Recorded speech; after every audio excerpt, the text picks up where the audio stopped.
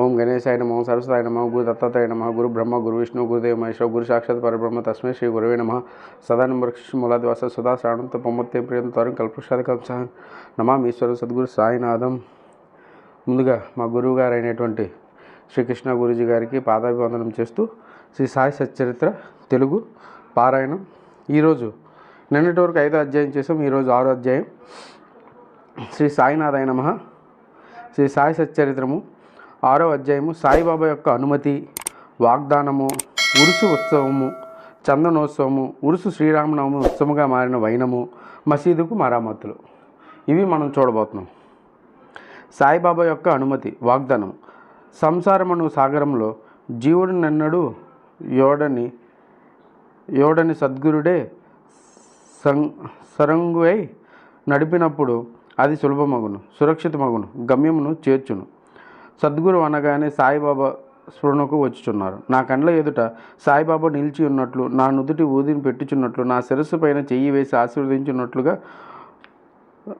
ఆశీర్వదించుచున్నట్లు పొడుముచున్నది. నా మనసు సంతోషంతో నిండిపోయి కండ్ల నుండి ప్రేమ పొంగి పొరలుచున్నది. గృహస్థస్పర్శ మహిమ అద్భుతమైనది. ప్రళయాగ్నిచే కూడా కాలునట్టి వాసనామమైన సూక్ష్మ శరీరము గురు కర్మ స్పర్శ తగులునే భస్మమైపోవును.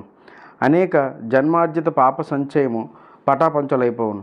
ఆధ్యాత్మిక సంబంధమైన విషయములు వినుటకే విసుగుపడిన వారు వాక్కు కూడా నెమ్మదిగా పొందును. శ్రీ సాయి సుందర రూపము కాంచుట తోడనే కంఠము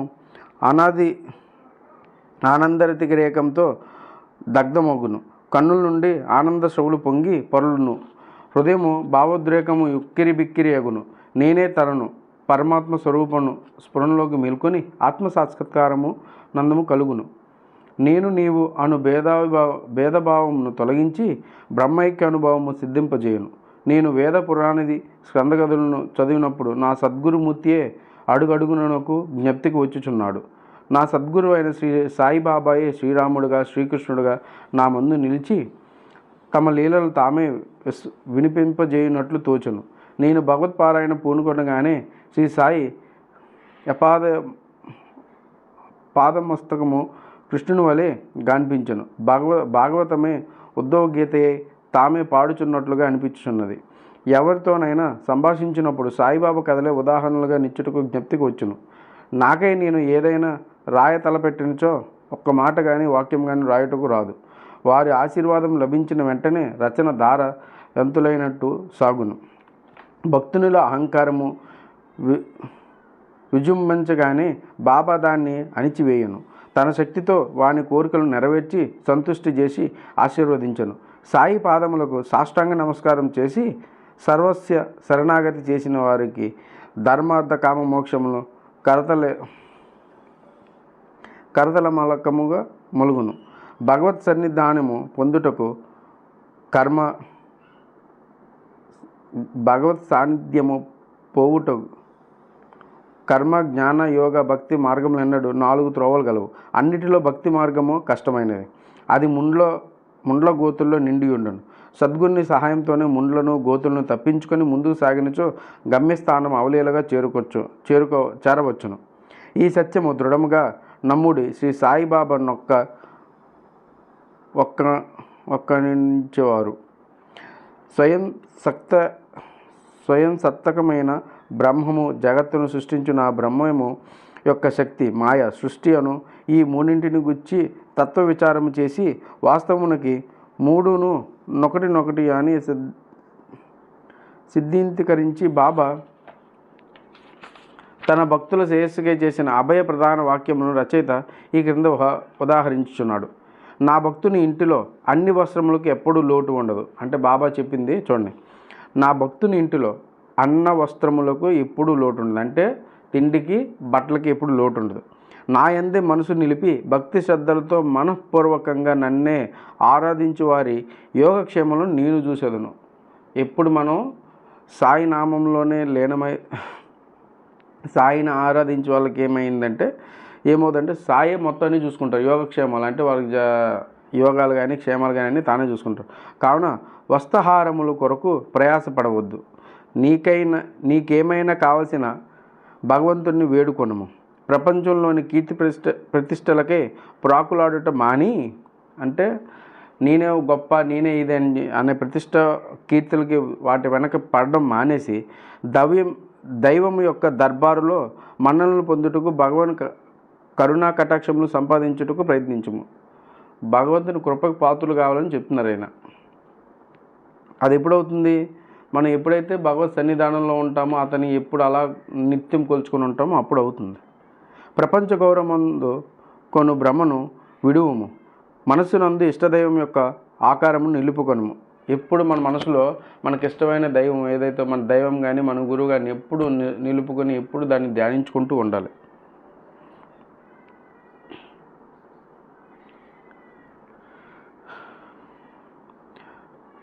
సమస్తింద్రియములను మనసును భగవంతుని ఆరాధన కొరకే నింపుము. ఇతరముల వైపు మనసు పోనివ్వకము.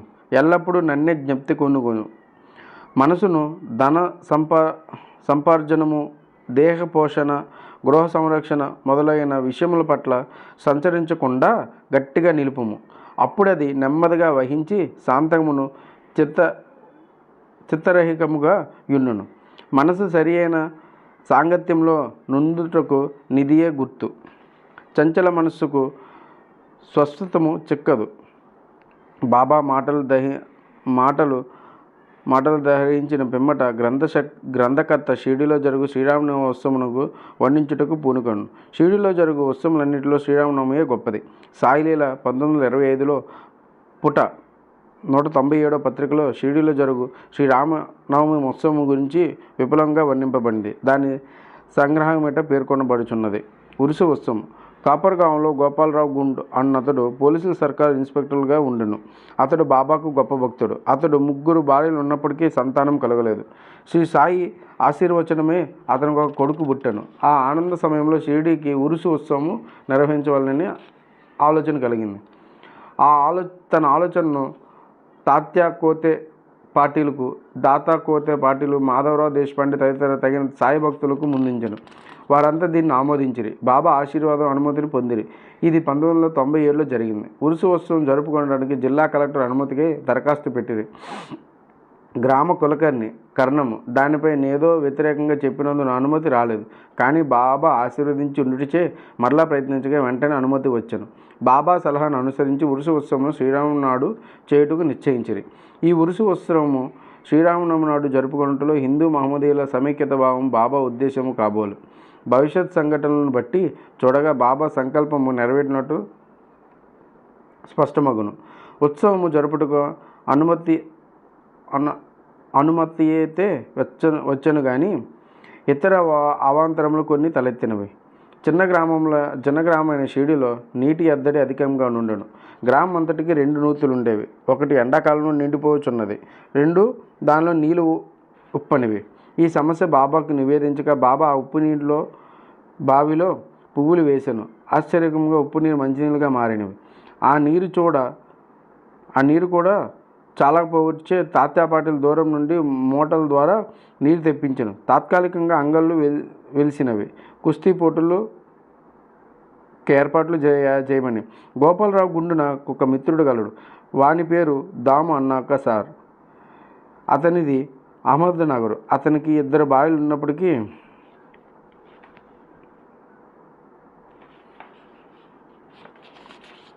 సంతానం లేకుండా అతను కూడా బాబా ఆశీర్వదించే పుత్ర సంతానం కలిగిన. ఉత్సవం కొరకు ఒక జెండా తయారు చేయించవాలని గోపాలరావు అతనికి పురమాయించను. అటులోని నానాసాహెబు నిమార్కరుసును ఒక నగీషి జెండా తెమ్మని కోరాను. ఈ 2 జెండాలను ఉత్సవం తీసుకొని పోయి మసీదు 2 మూలల నిలబెట్టిరి. ఈ పద్ధతిని ఎప్పటికీ అవలంబించుచున్నారు. బాబా తాము నివసించిన ఈ మసీదు ద్వారకామాయి అని పిలిచేవారు. చందనోత్సవం. సుమారు 6 ఏళ్ల తర్వాత ఈ ఉత్సవంతో పాటు ఇంకొక ఉత్సవం కూడా ప్రారంభమైంది. కొర్లా గ్రామానికి చెందిన అమీర్ సర్కార్ దలాల్ అను మహమ్మదీయ భక్తుడు చందనోత్సవం ప్రారంభించను. ఈ ఉత్సవం గొప్ప మహమ్మదీయుల ఫకీర్ల గౌరవార్థము చేయుదురు. వెడల్పు పల్లెంలో చందనం ముద్ద ఉంచి తలపై పెట్టుకుని సాంబ్రాణి ధూపంతో బాజా భజంతులతో ఉత్సవం సాగించెదరు. ఉత్సవం మూరేగిన పిమ్మట మసీదుకు వచ్చి మసీదు గూటి నెంబర్లోను గోడలపైన ఆ చందనంతో చేతులతో నందరును తట్టెదను. మొదట 3 సంవత్సరములు ఈ ఉత్సవము అమీర్ సర్కార్ నిర్వహించెను. పిమ్మట అతని భార్య ఆ సేవను కొనసాగించెను. ఒకే దినమందు పగలు హిందువులచే జెండా ఉత్సవము, రాత్రులు మహమ్మదీయులచే చందనోత్సవము అమెరికలుగా లేక జరుగుచున్నవి. ఏర్పాట్లు. షిరిడీలో జరుగు శ్రీరామ ఉత్సవం బాబా భక్తులకు ముఖ్యమైనది, పవిత్రమైనది. భక్తులందరూ వచ్చి ఈ ఉత్సవంలో పాల్గొంచుంటారు. బయట ఏర్పాట్లన్నీ తాత్య కోతే పోటీ చూచుకునేవాడు. ఇంటి లోపల చేయవలసినవన్నీ రాధాకృష్ణమయ్యను భక్తురాలు చూచుచుండెను. ఉత్సవ దినంలో ఆమె నివాసము భక్తులతో నిండిపోయి ఉండేది. ఆమె వారికి కావలసిన ఏర్పాట్లు చూచుకునే కాక ఉత్సవం కావలసిన సరంజామనంతయు సిద్ధపరచుచుండెను. అంతేకాదు, స్వయంగా ఆమె మసీదును శుభ్రపరిచి గోడలు సున్నం వేయించుచుండెను. మసీదు గోడలు బాగా వెలిగించు దుని మూలమున మసిపట్టి ఉండేవి. మండుచున్న దునితో సహా మసీదులో వస్తువులన్నిటినీ తీసి బయటపెట్టి మసీదు గోడలను చక్కగా కడిగి వెళ్ళవేయుచుండెను. ఆమె ఇదంతయు బాబా దినము మార్చి దినము చావడిలో పరుండునప్పుడు చేసేటిది. ఈ పనిని శ్రీరామనవమికి ఒకరోజు ముందే పూర్తి చేయుచుండెను. పేదలకు అన్నదానమైన బాబాకు చాలా ప్రీతి. అందుచే ఈ ఉత్సవ సమయంలో అన్నదానం విరివిరిగా చేయుచుండిరి. భోజన పదార్థములు, మిఠాయిలు రాధాకృష్ణమయ్య ఇంట్లో విస్తారముగా వండబడేవి. అనేక మంది సంపన్నులైన సాయి భక్తులు స్వచ్ఛందంగా పూనుకొని ఈ సేవలో పాల్గొనేవారు. ఉరుసు శ్రీరామనవమి ఉత్సవంగా మారిన వైనం. ఈ ప్రకారంగా 1897 నుండి 1911 వరకు ఉరుసు ఉత్సవం శ్రీరామనవమి నాడు వైభవంగా జరుగుచుండెను. రాను రాను అది వృద్ధి అగుచు ప్రాముఖ్యత సంతరించుకొనెను. 1912లో ఈ ఉత్సవములకు సంబంధించిన ఒక మార్పు జరిగను. ఏంటో చూద్దాం. శ్రీ సాయినాథ సుగుణోపాసన గ్రంథకర్త అయిన కృష్ణారావు జాగేశ్వర్ భీమా అను వాడు దాదాసాహెబ్ కపాడ్ అమరావతితో కలిసి ఉత్సవంకు వచ్చారు. వారు దీక్షిత్వాడలో బస చేశారు. ఉత్సవం ముందు రోజు కృష్ణారావు దీక్షిత్వాడ వాసరాలో పడుకొని ఉండెను. ఆ సమయంలో లక్ష్మణరావు ఉరఫ్ కాకా మహాజని పూజ పరిక్రమ పల్లెంతో మసీదుకు పోవుచుండెను. అతన్ని చూడగానే భీష్మకు ఒక కొత్త ఆలోచన తట్టెను. వెంటనే కాకా మహాజన్ని దగ్గరకు పిలిచి అతనితో ఉరుసు ఉత్సవమును శ్రీరామనవమి నాడు చేయమనట్లో భగవద్ ఉద్దేశం ఏమున్నది ఉండవచ్చును. శ్రీరామనవమి హిందువులుగా చాలా ముఖ్యమైనది పర్వదినము కనుక ఈ దినమున రామ జన్మోత్సవం ఎలా జరపకూడదని అడిగాను. కాక మహాజనికి ఈ ఆలోచన బాగా నచ్చింది. తమ సంకల్పంనే బాబా అనుమతి సంపాదించుటకు అయత్తమయ్యేది. కానీ భగవత్ సంకీర్తన చేయుటకు అంత తక్కువ వ్యవధిలో హరిదాసు సంపాదించుటకు కష్టము. ఈ సమస్యను కూడా తుదకు భీష్మయ్య పరిష్కరించినట్లు అట్లన అతని వద్ద రామాఖ్యానమునకు శ్రీరాముని చరిత్ర సిద్ధంగా నుండిచే అతడే దాన్ని సంకీర్తన చేయుటకు కాక మహాజని హార్మోనియం వాయించుటకు తీర్మానించిరి. చక్కెరతో కలిపి సొంటి గుండ ప్రసాదం రాధాకృష్ణమయ్య చేయుట ఏర్పాటయ్యాను. బాబా అనుమతి పొందుటకే వారు మసీదు పోయిరి. సర్వజ్ఞుడైన బాబా వాడలో నేమి జరుగుదని మహాజన్ని ప్రశ్నించను. బాబా అడిగిన ప్రశ్నలు అంతరార్థం మహాజని గ్రహించలేక ఏమీ జవాబివ్వక మౌనంగా ఉండెను. బాబా అదే ప్రశ్న భీష్ముని అడిగాను. అతడు శ్రీరామనవమి ఉత్సవం చేయవలనని తమ ఆలోచనకు బాబా వివరించి అందులోకి బాబా అనుమతినివ్వవాలని కోరెను. బాబా వెంటనే ఆశీర్వదించి అందరూ సంతసించి రామ జయంతి ఉత్సవం సంసిద్ధులైనారు. ఆ మరుసటి దినం మసీదును అలంకరించి రాధాకృష్ణమయ్య ఒక ఊయలనిచ్చాను. దాన్ని బాబా ఆసనం ముందు వేలాడగట్టారు. రామ జన్మోత్సవం వేడుక ప్రారంభమైన భీష్ముడు కీర్తన చెప్పుటకు లేచాను. మహాజని హార్మోనియం ముందు కూర్చాను. అప్పుడే లెండి నుండి మసీదుకు వచ్చిన బాబా అంతయు చూసి మహాజన్ని పిలిపించాను. రామ జన్మోత్సవం జరుపుటకు బాబా ఒప్పుకొనో లేదో ఏమగునో అని జంకుతూ అతడు బాబా వద్దకు వెళ్ళాను. అదంతయు ఏమని, అక్కడ ఊయల ఎందుకు కట్టినారని బాబా అతన్ని అడిగాను. శ్రీరామనవమి మహోత్సవం ప్రారంభమైందని అందులోకే ఊయలు కట్టినారని అతను చెప్పాను. బాబా మసీదులో నుండి భగవంతుని నిర్గుణ స్వరూపాన్ని చూపించి నింబారు గూడు నుండి 2 పువ్వు మాలను తీసి ఒకటి మహాజని మెడలో వేసి ఇంకొకటి భీష్మునికి పంపాను. హరికథ ప్రారంభమయ్యాను. కథా సంకీర్తనను ముగియగానే బాజా భజంత్రి ధ్వనుల మధ్య శ్రీరామచంద్రమూర్తికి జై అను జయ జయ ధ్వానములు చేయించుచు పరమోత్సాహంతో అందరూ ఒకరిపై ఒకరు గులాల్ ఎర్ర రంగు పొడి జల్లుకున్నారు. అంతలోనూ గర్జన వినబడింది. భక్తులు చల్లుకొనుచుంటున్న గులాలు ఎటులను పోయి బాబా కంట్లో పడినాను. బాబా కోపంతో బిగ్గరగా తిట్టుట ప్రారంభించారు. ఇది చూసి చాలామంది భయంతో పారిపోయిరి. కానీ బాబా యొక్క సన్నిహిత భక్తులు మాత్రం అవన్నీ తిట్ల రూపంలో బాబా తమకిచ్చిన ఆశీర్వాదం గ్రహించి కదలని అక్కడే ఉండిరి. శ్రీ రామ జయంతి నాడు రావణుడు నేను అహంకారిది హరిశ్వర్గములు సంహరించుటకు శ్రీ సాయి రూపంలో నన్ను శ్రీరాముడు ఆగ్రహించుట సహజమే కదా అని భావించిరి. షిరిడీలో ఏదైనా కొత్తది ప్రారంభించినప్పుడల్లా బాబా కోపించుట ఒక రివాజు. దీన్ని తెలిసిన వారు గమ్మున ఊరుకుంటిరి. తన ఊయలను బాబా విరుచునను భయంతో రాధాకృష్ణమయ్య మహాజనిని పిలిచి ఊయలు తీసుకొని రమ్మనను. మహాజని పోయి దాన్ని విప్పుచుండగా బాబా అతని వద్దకు పోయి ఊయలను తీయవలదని చెప్పాను. కొంతసేపటికి బాబా శాంతించాను. ఆనాటి పూజ హారతి మొదలగునివి ముగిశాను. సాయంత్రం మహాజని పోయి ఊయలు నిప్పుచుండగా ఇంకనూ దాన్ని అవసరం ఉన్నది కనుక దాన్ని విప్పవద్దని బాబా అతనికి వారించాను. రామనవమి మరుసటి దినమున జరుపు గోపాలోత్సవంలో కానీ ఉత్సవం పూర్తి కాదని విషయము అప్పుడు భక్తులకు స్ఫురించెను. మరునాడు శ్రీకృష్ణ జన్మం నాడు పాటించు కాలాహండి అను ఉత్సవం జరిపిరి. కాలాహండి అనగా నల్లని కొండలు, అటుకులు, పెరుగులు, ఉప్పు, కారం వేసి వేలాడగట్టేదరు. హరికథ సమతమైన పిమ్మటే దీన్ని కట్టెతో పగలగొట్టిరి. రాలిపడిన అటుకులను భక్తులు ప్రసాదంగా పంచిపెట్టెదరు. శ్రీకృష్ణ పరమాత్ముడు ఈ మాదిరిగానే తన స్నేహితులకు గొల్ల పిల్లవాడులకు పంచిపెట్టుచుండెను. ఆ మరుసటి దినం ఇవన్నీ పూర్తయిన పిమ్మట ఊయలను ఇప్పుడుకు బాబా సమ్మతించను. శ్రీరాముని వేడుకల్ని విధముగా జరుపుచుండగా పగటి వేళ పతకోత్సవము, రాత్రి అంతా చందనోత్సవం కూడా యథావిధిగా జరుగుచును. ఈ విధముగా ఆనాడి నుండి ఉరుసు ఉత్సవం శ్రీరామోత్సవములుగా మారెను. 1913లో శ్రీరామనవమి నందు అంశములు క్రమంగా హెచ్చినవి. చైత్ర పాడ్యము నుంచి రాధాకృష్ణమై నామసప్తాహము ప్రారంభించుచుండెను. భక్తులందరూ వంతుల వారీగా అందరూ పాల్గొంచుంటారు. ఒక్కొక్కప్పుడు రాధాకృష్ణమయ్య కూడా వేకువ జామునే భజనలో చేరుచుండెను. శ్రీరామనవమి ఉత్సవములు దేశమంతటా జరుగుటచే హరికథ కాలక్షేపం చేయు హరిదాసులు దొరకుట దుర్లభంగా ఉండెను. శ్రీరామనవమికి 5-6 ముందు రోజుల ముందే ఆధునిక తుకారాం అని పిలువబడు బోలాబోవా మలియాను సంకీర్తనకారుని కాకా మహాజని అదృచ్ఛికంగా కలియుట తటస్థించినది. శ్రీరామనవమి నాడు సంకీర్తన చేయుటకు మహాజని అతన్ని షిరిడీ తోడుకొని వచ్చాను. మరుసటి సంవత్సరం కూడా అనగా 1914లో తన స్వగ్రామమైన సతరా జిల్లా బృహత్ సిద్ధకావటే గ్రామంలో ప్లేగు వ్యాపించి ఉండుట బాలాబువా సత్కార సంకీర్తన కార్యక్రమంలో లేక ఖాళీగా ఉండడం. కాకా సాహెబ్ దీక్షిత్ ద్వారా బాబా అనుమతి పొంది అతడి షిరిడీకి వచ్చి హరికథ సంకీర్తన చేశాను. బాబా అతన్ని తగినట్లు సత్కరించాను. 1914లో ప్రతి సంవత్సరం శ్రీరామనవమి నాడు షిరిడీలో సంకీర్తన చేయు బాధ్యతను దాసుగని మహారాజునకు బాబా అప్పగించుట ద్వారా ఏటేటా ఒక్కొక్క కొత్త హరిదాసు పిలుచుట సమస్య శాశ్వతముగా పరిష్కరించబడెను. 1912లో ఈ ఉత్సవం రాను రాను వృద్ధి పొందుచుండెను. చైత్రశుద్ధ ఆషాఢమి మొదలు ద్వాదశి వరకు షిరిడి తేనె తుట్టవలే ప్రజలతో కిటకిటలాడెను. అంగళ్ళ సంఖ్య పెరిగిపోవచ్చును. కుస్తీ పోటీలు అనేకముగా ప్రముఖ మల్లులు పాల్గొంచుంటారు. పేదలకు అన్న సంతర్పణ విరివిగా జరుగుతుంది. రాధాకృష్ణమయ్య కృష్ణ షిరిడి యొక్క సంస్థానంగా రూపొందెను. వివిధములైన హంగులు అలంకారాలు పెరిగినవి.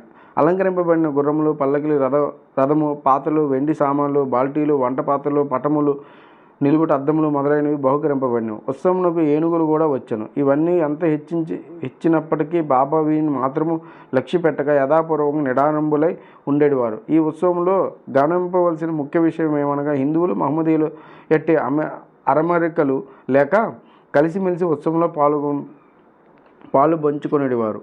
ఈనాటి వరకు ఏటేటా మత కలహంలో షిరిడీలో తలెత్తలేదు. మొదట 5,000 నుండి 7,000 వరకు యాత్రికులు వచ్చేవారు. క్రమంగా ఈ సంఖ్య 75,000కు పెరిగినది. అతిపెద్ద సంఖ్యలో జనులు గుమ్మిగూడినప్పటికీ ఎన్నడూ అంటువ్యాధులు కానీ అల్లర్లు కానీ సంభవించలేదు. మసీదుకు మరామత్తులు. గోపాలరావు గుండెనకు ఇంకొక మంచి ఆలోచన తట్టాను. ఉరుసు ఉత్సవంలో ప్రారంభించిన విధంగానే మసీదు తగినట్లుగా తీర్చిదిద్దవాలని నిశ్చయించుకున్నాను. మసీదు మరామత్తు చేయు నిమిత్తమైన రాళ్లను తెప్పించి చెక్కించేదను. కానీ ఈ పని బాబా అతను నియమించలేదు. నానాసాహెబ్ చంద్రకర్ ఆ సేవ లభించింది. రాళ్ళు తాపన కార్యము కాకా సాహెబ్ దీక్షితుని ఉపయోగించబడను. మసీదుకు మరామతులు చేయటం మొదట బాబాకి ఇష్టం లేకున్నాను. కానీ భక్తులకు మహల్సాపతి కల్పించుకొని ఎటులనో బాబా అనుమతి సాధించను. బాబా చావడిలో పడుకున్నప్పుడు ఒక రాత్రిలో మసీదు నేలను చక్కని రాళ్ళతో తాపన చేయుట ముగించిరి. అప్పటి నుండి బాబా గోనెగుడ్డపై కూర్చుండక మాని చిన్న పరుపు మీద కూర్చుండేవారు. గొప్ప వ్యయ ప్రాసలతో 1911వ సంవత్సరంలో సభా మండపంను పూర్తి చేశారు. మసీదు ముందున్న జాగా చాలా చిన్నది, సౌకర్యంగా లేకుండాను. కాకాసాహెబ్ దీక్షిత్ దీన్ని విశాలపరిచి పైకప్పును వేయదలిచాను. ఎంతో డబ్బు పెట్టి ఇనప స్తంభాలు మొదలను తెప్పించి పనిని ప్రారంభించారు. రాత్రంతా శ్రమపడి స్తంభాలు నాటేవారు.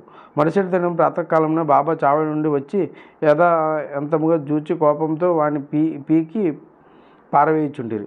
ఒకసారి బాబా మిక్కు కోపద్దుడై నాటిన ఇనప స్తంభమును ఒక్క చేతితో బెలికించుచు రెండో చేతితో తాతా పాటిల్ పీకను పట్టుకొని తాత తలపాగను బలవంతంగా తీసి అగ్గిపురతో నిప్పట్టించి ఒక గోతిలో పారవేయించను. బాబా నేత్రమును నిప్పు కణం వలె వెలుగుచుండెను. ఎవ్వరికీ బాబా వైపు చూచుటగా ధైర్యం చాలకుండాను. అందరూ భయకంపితులై బాబా తన జేబులో ఉన్న ₹1 తీసి అటువైపు విసిరను. అది శుభసమయం ముందు చేయు ఆహుతి వలె కనబడను. తాత్య కూడా చాలా భయపడను. తాత్యకి ఏమి జరుగుతున్నది ఎవ్వరికి ఏమీ తెలియకుండాను. కల్పించుకొని బాబా పట్టుకొని తాత్యను విడిపించుటకెవ్వరికీ ధైర్యం చాలలేదు. ఇంతలో కుష్ఠరోగి బాబా భక్తుడు బాగోజీ సిందే కొంచెం ధైర్యం కూడగట్టుకుని ముందుకు పోగా బాబా వాడిని ఒక ప్రక్కకు తోశాను. మాధవరావు సమీపించబోగా బాబా అతనిపై ఇటుకరాయి విరిపోయాను. ఎంతోమంది ఆ జోలికి పోవలసి అందరికీ గతి పట్టాను. కానీ కొంతసేపటి బాబా శాంతించాను. ఒక దుకాణదారుడు పిలిపించి వాని వద్ద నుంచి ఒక నషీగు జరిపాగను కొని తాత్యకు ప్రత్యేకంగా సత్కరించిన కనుట్లను దాన్ని స్వయంగా తాత్య తలకు చుట్టాను. బాబా యొక్క ఈ వింత చర్యను చూచి వారెల్లరూ నా ఆశ్చర్యమగులగిరి. అంత త్వరలో బాబాకి ఎట్లా కోపం వచ్చును? ఎందుచేత ఈ విధంగా తాత్యాన్ని శిక్షించను? వారి కోపం తక్షణం ఎట్లా చల్లబడను? ఇది అందరూ ఆలోచించుంటారు. బాబా ఒకప్పుడు శాంతిమూర్తిలో కూర్చుండి అత్యంత ప్రేమానురాలతో మాట్లాడుచుండేవారు. అంతలో నకారంగా కోపించేవారు. అటువంటి సంఘటనలు అనేకం గలవు. కానీ ఏది చెప్పవలనో విషయం తేల్చుకొనలేకున్నాను. అందుచే నాకు జ్ఞాపకం వచ్చినప్పుడల్లా ఒక్కొక్కటి చెప్పేదను. 6వ అధ్యాయం సంపూర్ణం. సద్గురు శ్రీ సాయినాథార్పణమస్తు. శుభం భూవత్. అలాగే మా గురువు గారు అయినటువంటి శ్రీకృష్ణ గురూజీ గారికి పాదాభివందనం చేస్తూ జై శ్రీకృష్ణ గురూజీ. అలాగే ఈ ఛానల్ని సబ్స్క్రైబ్ చేయండి, లైక్ చేయండి, షేర్ చేయండి. అలాగే ఏమైనా తప్పులు ఉంటే క్షమించండి. ఇక ముందు ఇంకా ఈ సాయి సచ్చరిత్ర, గురుచరిత్ర ఇలాంటివి ఏమైనా గురువు గారి కృపతో, సాయిబాబా దయతో ఇలాంటి బుక్స్ పారాయణం చేయడానికి అవకాశం కలుగుతుందని ఆశిస్తూ మీ చిట్టి.